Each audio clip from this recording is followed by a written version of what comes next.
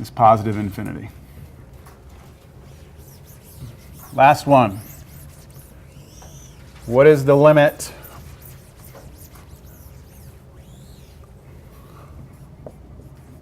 as x approaches -2, this time from the right, on this function x plus 3 over x plus 2 over x minus 3? So what is this limit?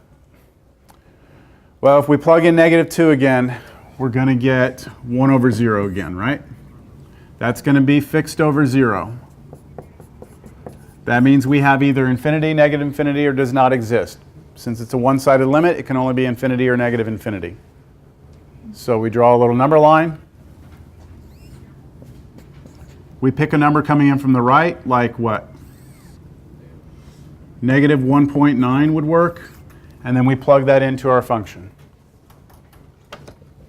We should get positive on top here. Negative 1.9 plus 2, positive. And then negative 1.9 minus 3, negative. And so this turns out to be a negative number. And so the answer is negative infinity. Now somebody's going to ask me inevitably, or maybe you're thinking this, that if you just find the first left-hand limit, then you'll know the answer to the other one. And that doesn't work that way. Okay? You have to do them both. You can have them both go to infinity, or both negative infinity, like the volcano function, right? Both sides went to infinity. All right, we have answered everything for this question that was asked. Now what that allows me to do, if I wanted to, is I could tell you this much about the graph. If I was asked to graph it, -2 and 3, I know I have vertical asymptotes. And as I came in from the left, it went to positive infinity at -2, and then it went to negative infinity down here. And then what was happening at 3? Because I've erased it. Was it from the left? From the left, it went to negative infinity. It was negative infinity here, and then positive infinity to the right. That's what I can tell you so far about the graph. All right? And a quick check at Desmos graphing. I'll just type in the function x plus 3 over, the original was x squared minus x minus 6. Okay, so there's the graph. And you can see that at -2, I have it going up to the left, right? And at -2 from the right, it's going down. And then at 3, it goes down, and then it goes up. So I was able to determine that with all that limit information, right? Actually fit almost right on it, like I had planned that almost, right? I did. I'm that good. That was luck, total luck. Okay, so I want to change one thing in the problem. I want to change that to a plus. Now that may not seem like it changes a lot, but it changes. It does change a lot. Okay. Okay, so that changes a plus. How does that change my factoring here? It's now going to be -2 plus 3. So where do we have interesting things happening here? There's still something interesting happening at 2 and -3, right? We still have something happening at x equals 2 and x equals -3. But the question is, are they vertical asymptotes? One of them is, one of them isn't.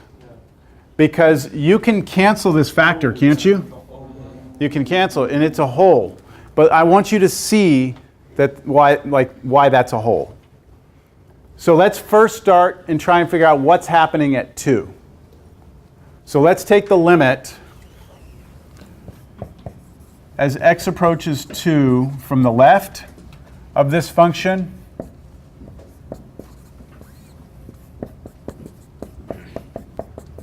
And let's take the limit as x approaches 2 from the right of this function. I'm going to go faster through this one, okay? Because we just kind of did this. All right, as we approach 2, what do we get on this right here if we approach 2? What's the form of this limit? 5 over 0. This is fixed over 0, which means it's either going to be going to infinity or negative infinity. I don't have does not exist as a possibility because it's only coming from one side. Y'all agree with that? And then you would draw your little number line, you'd figure out what's happening. Is that okay? I'm not going to do that. Okay. This one right here, same thing, 5 over 0, right? So you'd have to go through the same scenario as this one. So do we have a vertical asymptote at 2? Yes, because these are going to go to either infinity or negative infinity. And anytime that happens from either side, you have vertical asymptote. So this right here is a vertical asymptote. What about a negative 3, though? Okay, so let's look at that. What's the limit as x approaches negative 3? And I'll come in from the left just to show you. Of x plus 3 over x minus 2 times x plus 3. So what happens here? You get 0 over 0. And if you get 0 over 0, it is not this scenario.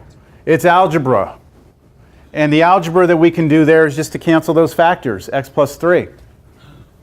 And if we cancel those factors, we get limit as x approaches negative 3 from the left of 1 over x minus 2. And now we can just do direct substitution. And this comes out to be 1 over negative 5, so negative 1/5. That's what it's headed to. Do y'all see that difference? And so we do not have a vertical asymptote, because this didn't go to infinity, did it? We don't have a vertical asymptote. We actually have something else happening here.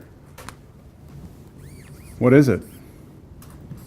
It's a hole in my graph. Because this would have worked from both sides. If I would have done plus here and plus here, all the algebra still would have been the same, and we still would have got negative 1/5 either way, both from the left and the right. So Yes? do you have to have the fixed over 0 scenario to get infinity or negative? Yes. Well, is there any other scenario where you can get infinity? Yes. Okay, so the question being asked is, do you have to have this to get infinity or negative infinity? You don't have to have it. If you have this, you will get this. But there are other ways to get this without having this. Okay? Yep. Because you can have infinity over infinity, which we haven't looked at. And when you have, like we have 0 over 0, we know what to do there. But what happens if you have infinity over infinity? That could turn out to be infinity. But it then could turn out to be 0, could turn out to be a lot of different things. So we have to look at it. So it is a sufficient condition, but not a necessary condition. Where did you get the pluses that you put in there, the blue pluses you put inside the limits in the second part that you wrote down? When I was trying to figure out what was happening at negative 3, the first thing I decided to do was take the limit from the left. But then when I did that, I realized that I didn't get fixed over 0. So I never really had to come in from the left. The algebra canceled. And this right here, if I plug negative 3 in, it doesn't matter if I'm coming in to negative 3 from the left or from the right. This is still headed towards negative 5. It's not going to change signs, in other words. If I'm sitting here at negative 3, if I come in from this side and plug in a number in here, or come in from this side, you're still going to get negative 5 on the bottom regardless. All right, I won't, well, I have the graph right. I have the other one. I can just change it real quick. If I come back up here and I change that to plus, there's the graph. So at 2, right? At 2, we have an asymptote, and you can see it. You can see that we have that asymptote on our graph at 2. There it is. But at 3, negative 3, right? At negative 3, back here, we have a hole which the computer is not showing you. But there's a hole on the graph. But as we approach it from both sides, where's it headed? Negative 1/5. Right, down a little bit, negative 1/5. That's the value of the function from both sides. So there is actually a hole here, right there. As we come in from the left and from the right, our function's value is approaching negative 1/5. One of these days, these computers will figure out that they should probably put the holes in there. Mathematica won't do it either. It's the algorithm that they're using to graph. When a computer graphs a function, they don't plug in every single point. They plug in like a bunch, but not every one of them. So, yeah, I think there's probably an easy fix for that, but all right.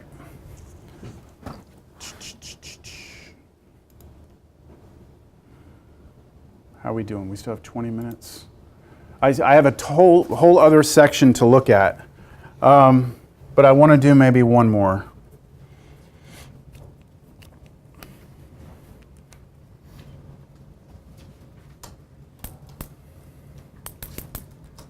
Yeah, let's do that one.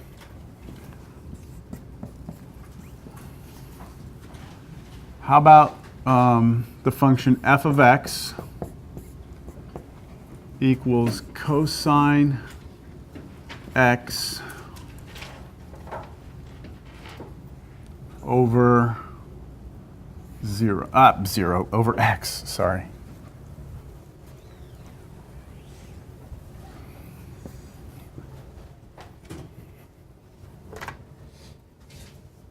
That's not sine x over x, right? That's something different. Now, this function right here, does it have any vertical asymptotes? Where? 0? So by inspecting this, we can tell that the denominator x could be 0 at x equals 0. So if we just look at x equals 0 and investigate, we're kind of asking ourselves, is this a vertical asymptote or not? Or is there some sort of hole or something like that? So what I'm going to do is I'm going to take two limits, a left-hand limit and a right-hand limit, and see what happens. All right, let's do the left-hand limit. What is the limit as x approaches 0? Let's go from the left of cosine x over x. And now we're first going to determine what is the form of this limit. So when you plug 0 in the numerator, what do you get? 1. And when you plug it into the denominator, you get 0. And that's fixed over 0. So you know that this is either going to be infinity or negative infinity. So we can check it by using a number line. Coming into 0 from the left-hand side, something like negative 0.1. Is that fair? Coming into the left of 0. Am I moving too fast, or is this okay? All right? Jason, you're supposed to be the spokesperson. No? Slow down, please. Okay. All right.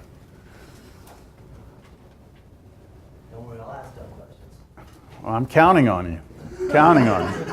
I set myself up for that. Okay, so do y'all see that this problem is a little bit different than the last one?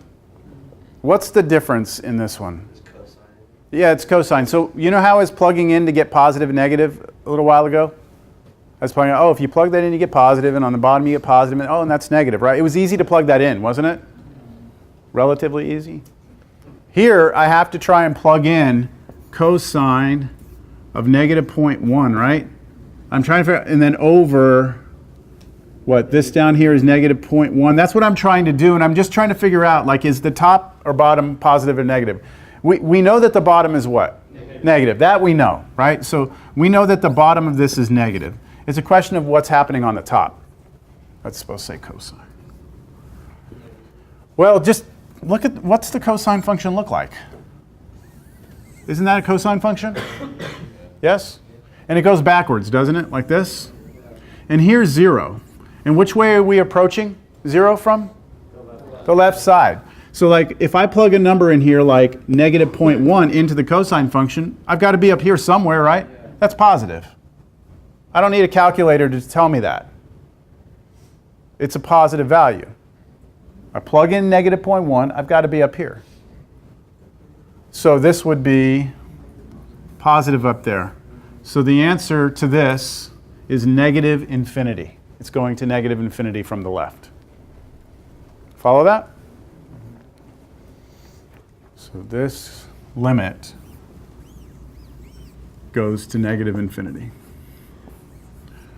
Now, what would the difference be if I come in from the right? If I come in from the right, change that to a plus, right? Which means I'm going to come in from this side. Which means the number I should use should be 0.1 instead of negative 0.1, right?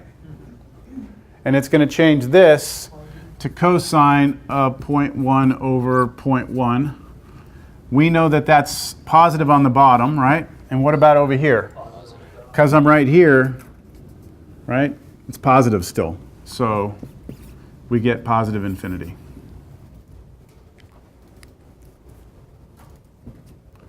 So is this a vertical asymptote?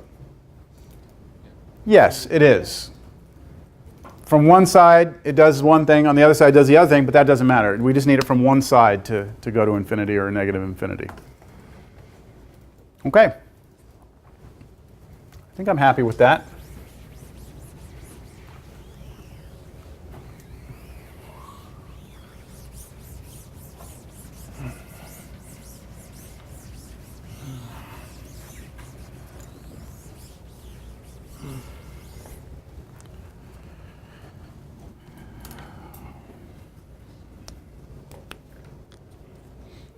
We're going to start the next part of this right now, but I want to, before I forget this, point this out to you. Small versus large numbers. Okay. We need to understand, or at least come to an agreement about what we mean when we say small numbers and large numbers. So when I give you two numbers on a number line, like 0, here's, let's say, 1, and then here's 2, and then here's negative 1, and then here's negative 2. All right, you would all agree that 2 is larger than negative 2? Would you all agree with that? 2 is larger than negative 2. Yes. I guess we've always said that the bigger number or larger numbers to the right, so smaller numbers are to the left. So when we write something like negative 10 is smaller than 1. Yes? Technically? Negative 10 is smaller than 1 because it's to the left of 1 on the number line. Yeah. Yeah, is that all right or no? I mean, that's what you've been told, right? That's what we've all agreed on? Okay, I'm not trying to make this complicated.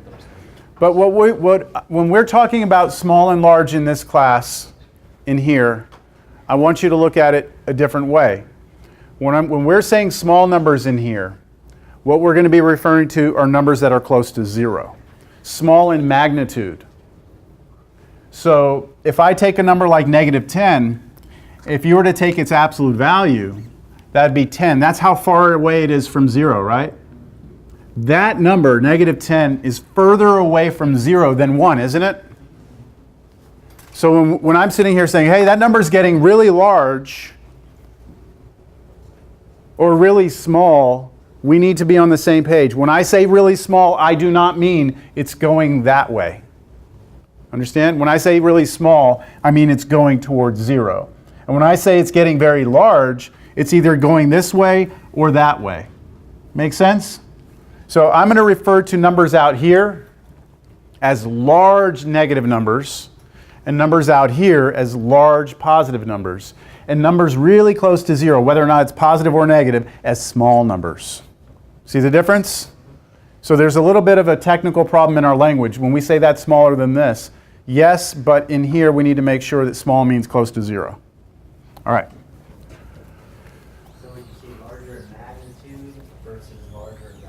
I'll say large negative or large positive, and then you start thinking it's way out there. And I might say magnitude.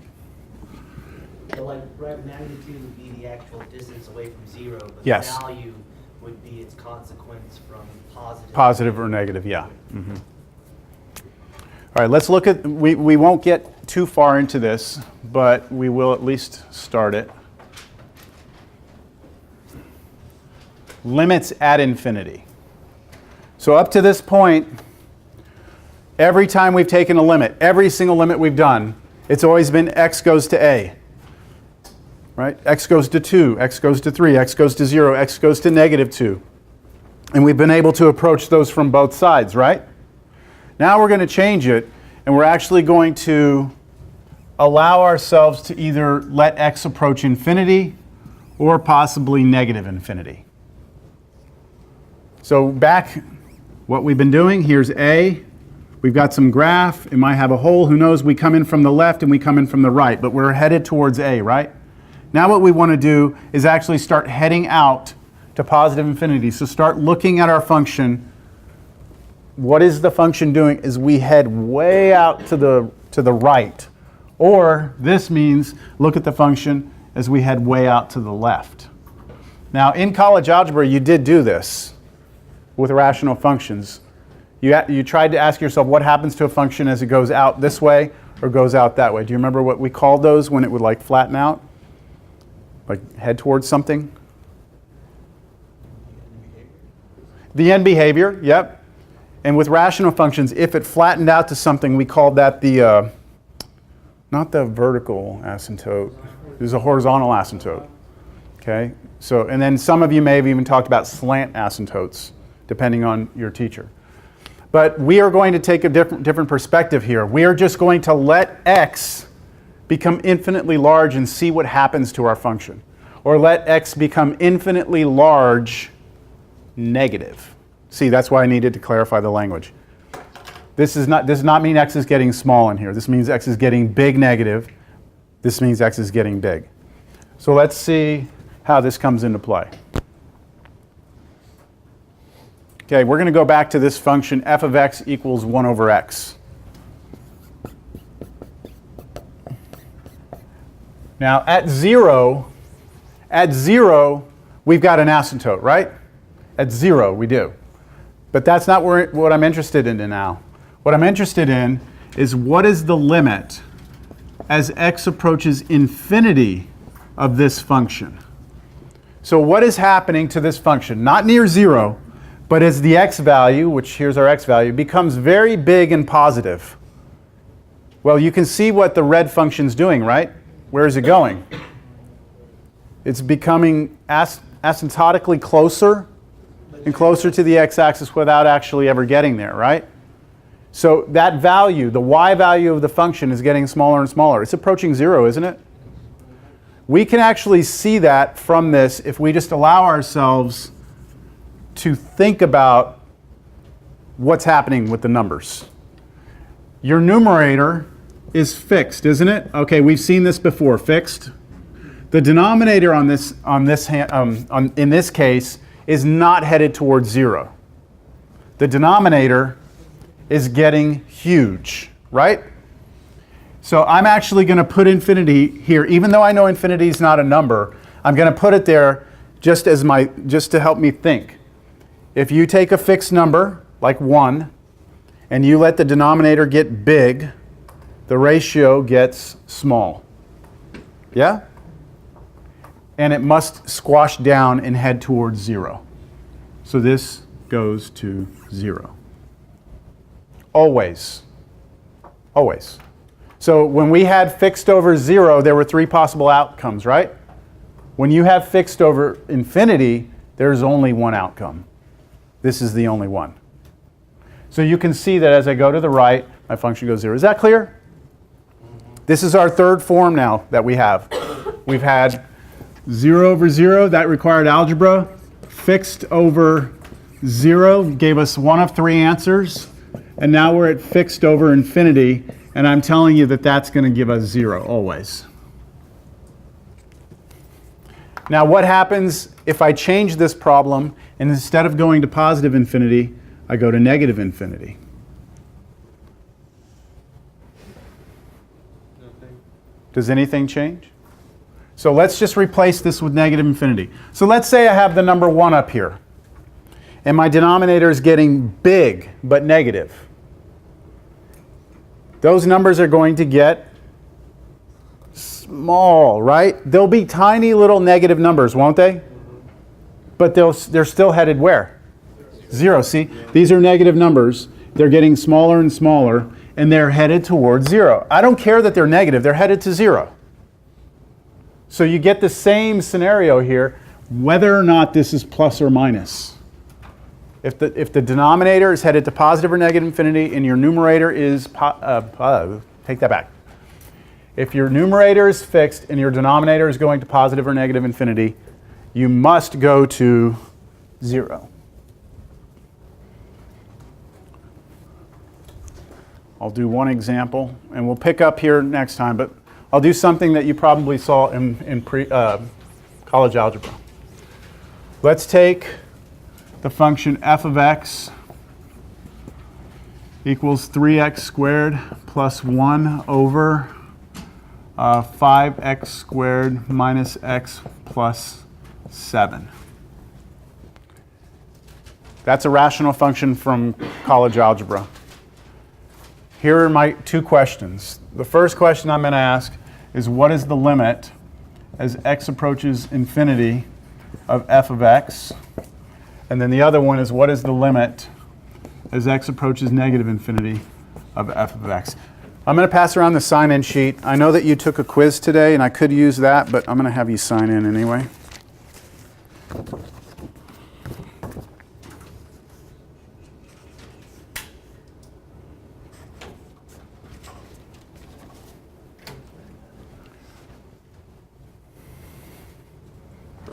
Okay, you ready? I only have 4 minutes. I don't know how this is going to go. First thing we always do, anytime we have a limit, is we try and do direct substitution to see what's happening. Now, we have infinity over here.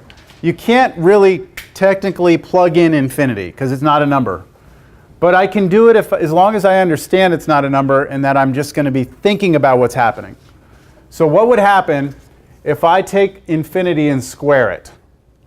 So what happens if you take a very, very large number and square it? It's still going to be a very, very large number. In fact, it's going to be even bigger, isn't it? And then times 3. It's still infinitely large. Then add 1. It's still infinitely large. So would you agree that in this limit, the form I'm getting is that the numerator is going to infinity? Now the denominator. This one you have to think a little bit about. It's a little tricky. Infinity squared again, times 5. That's infinitely large, right? Minus infinity. You know what? I'm not ready to deal with that. Let's put plus. We will deal with that, but I'm not ready to deal with it yet. So let's put plus, all right? So we have something that's becoming infinitely large plus something that's infinite plus 7. All of that's going to be infinitely large, isn't it? So we have infinity over infinity. And we have now reached our 4th form. We've got 0 over 0, which we do algebra, right? We have fixed over 0, which gives us 3 possible outcomes. We have fixed over infinity, which we said goes to what? 0. And now we have infinity over infinity. Okay, good news. 0 over 0 and infinity over infinity are the same types. So you do the same thing. You have to do some algebra or some trick.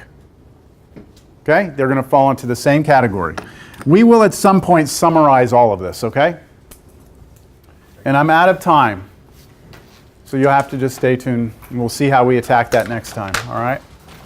Homework-wise, you can, I'll send out the assignment today. And I think what I'll do is I'll send out the entire assignment for 1-6, but I'll tell you which ones to focus on because we haven't covered some of the section. Everybody have a great weekend.